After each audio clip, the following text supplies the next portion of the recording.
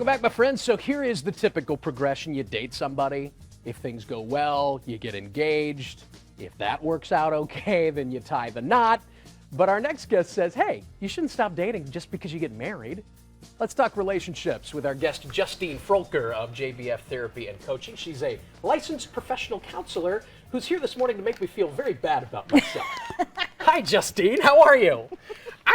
This is where my relationship expertise fails miserably. Because we got 5 kids. Right. We've got no immediate family in the area. Nobody wants to take those 5 kids. Right. But you say this dating idea, even well into your marriage, is a good idea. Why? Why is that important? I mean, I think we have to remember why we actually chose one another.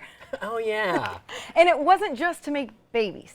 Are you sure? I'm positive. Okay, like, good to you know. It really, Hey, really I'm gonna wasn't. write that Like, down. it wasn't just to make babies. Yeah. Like, we actually liked each other enough to Yes. say, like, I want to grow old with you, you know, like, and every day. I you know? seem to remember thinking that. Yeah, So, like, somewhere. dating helps us remember that. Yes. I think, and have common interests and just fun and. Yeah, but it's hard. I've heard you talk about this idea of love languages before and how that love kind of love morphs languages. in with quality time. Tell for people that aren't familiar with that, tell us a little bit about it. So Dr. Gary Chapman, really little book. You know, my poor accountant husband, it's the one book that he said, like, this was actually a good one. Because that's he good. has to, like, read all the therapy books that I make him read. But so the 5 love languages by Dr. Gary Chapman. So basically it's like, how do you feel love? Not how do you show love to your wife, but how do you feel loved by her?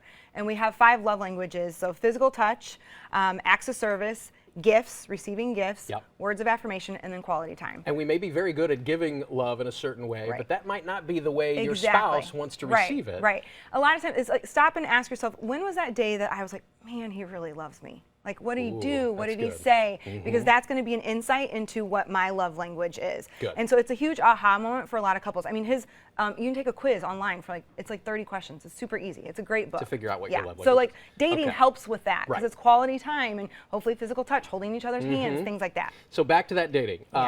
You say we need to set some ground rules. Yeah. Give me some examples. What are you talking about? So it needs to be more than just dinner out. Okay. See, this is getting harder. Or dinner and a movie. You know, 'cause, Yeah. like, we're not necessarily talking during a movie. Right. No phones during the date. The big one is no kid talk.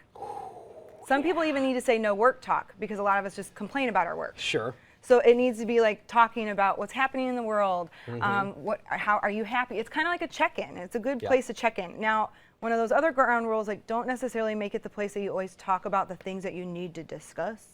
Right, like then turn it into a couple's meeting. Right, exactly. Yeah, because okay. then, like, or your like regular arguments, like those ones that always come up, because then you just kind of start dreading the date nights. They need to be fun, something different.